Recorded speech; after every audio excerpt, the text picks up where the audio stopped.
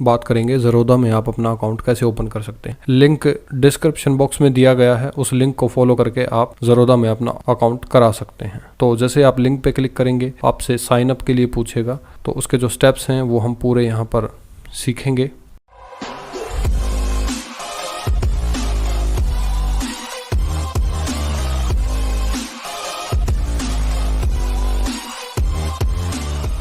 तो सबसे पहले अपना मोबाइल नंबर डाल लीजिए, कंटिन्यू कीजिए और कंटिन्यू करते ही आपके जो मोबाइल नंबर पे OTP आएगा, OTP को वेरीफाई कर दीजिए। उसके बाद योर डिटेल्स में आप अपना नेम डाल लेंगे और ईमेल आईडी डालेंगे।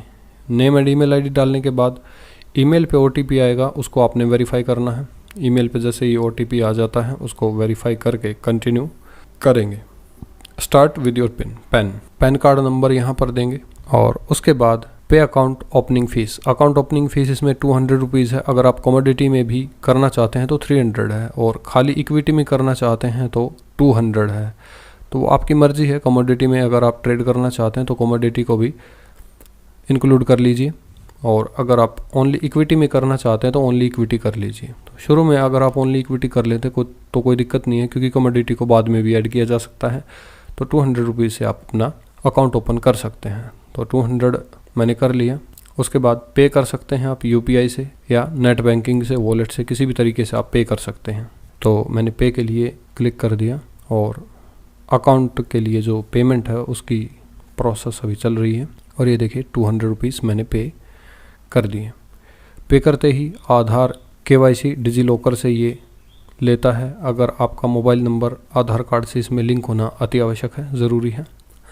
और जो आधार KYC है, डिजी लॉकर है, उससे आप इसकी KYC कर सकते हैं। यहाँ पर डिजी लॉकर में आपको लॉगिन करना होगा। डिजी लॉकर में लॉगिन करने के लिए आपको अपना आधार नंबर देना होगा। आधार नंबर के बाद उस पर OTP आएगा। यहाँ पर इसको अलाउ करेंगे। अलाउ ज़रोदा को, ये देखिए सक्सेस मैसेज आ गया। आधार कार्ड KYC करने के लिए आप अपने डिजी लॉकर में अलाउ कर रहे हैं। उसके बाद योर प्रोफाइल में आपने अपनी पर्सनल डिटेल डालनी है। सिंगल है, मैरिड है, सेलेक्ट करिए। उसके बाद नाम, फादर नेम वगैरह जो भी इसमें मांग रहा है वो सारी चीज़ें आप देंगे। उसके बाद बैकग्राउंड में एनुअल इनकम मांग रहा है, कितनी है। अपनी details, are you politically exposed, no कर दीजिए। उसके बाद लिंक बैंक अकाउंट, आपको अपना बैंक अकाउंट लिंक करना है इसके साथ। बैंक अकाउंट की डिटेल आप देंगे, जो भी आपका बैंक है। उसके बाद टर्म एंड कंडीशंस को पढ़ लीजिए और क्लिक करके कंटिन्यू कर दीजिए। उसके बाद वेब वेरिफिकेशन है। जैसा फ़ोटो में दिखाया गया है वैसा ही फ़ोटो आपने यहाँ पर कैप्चर करना है। जो एक कोड दिया गया है, इस कोड को एक कागज़ पे लिख कर और आपने अपना फ़ोटो कैप्चर करना है। कैप्चर करने के बाद ये देखिए यहाँ पर डॉक्यूमेंट्स अपलोड मांग रहा है। कॉपी ऑफ कैंसल्ड चेक या स्टेटमेंट, इसको यहाँ पर अपलोड करेंगे आप। कैंसल्ड चेक या फिर बैंक अकाउंट की जो स्टेटमेंट है, वो दोनों में से कोई भी डॉक्यूमेंट अपलोड किया जा सकता है।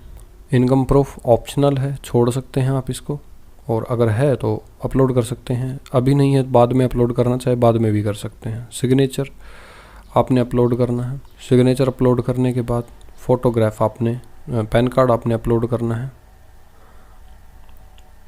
ये प्रोसेस कंप्लीट हो गया है। लास्ट स्टेप अभी चल रहा है, ऑथेंटिकेट कर रहा है और ईमेल आईडी से मैं लॉगिन कर देता हूँ। ईमेल आईडी से डायरेक्टली ये लॉगिन हो जाएगा। कंप्लीट योर प्रोफाइल, जैसे आपकी प्रोफाइल कंप्लीट हो जाएगी, ये अब आधार वेरिफिकेशन का जो स्टेप है, लास्ट स्टेप, वो होगा।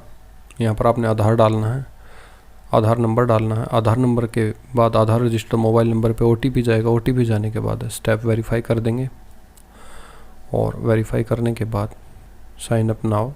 और यहाँ पर 2 बार आधार कार्ड मांगता है, 2 बार आपने देना है, 2 बार OTP वेरीफाई कराना पड़ेगा।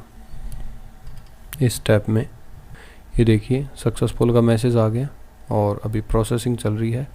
ई साइंड डॉक्यूमेंट, जो आपने ई साइन किया है डॉक्यूमेंट, वो डॉक्यूमेंट आपका यहाँ पर आप देख सकते हैं। इसको आप डाउनलोड करके रख सकते हैं फ्यूचर रेफरेंस के लिए। ये देखिए ई सिग्नेचर आपके शो कर रहा है कैंडिडेट के नाम से और नीचे ज़रोदा की मोहर शो कर रहा है।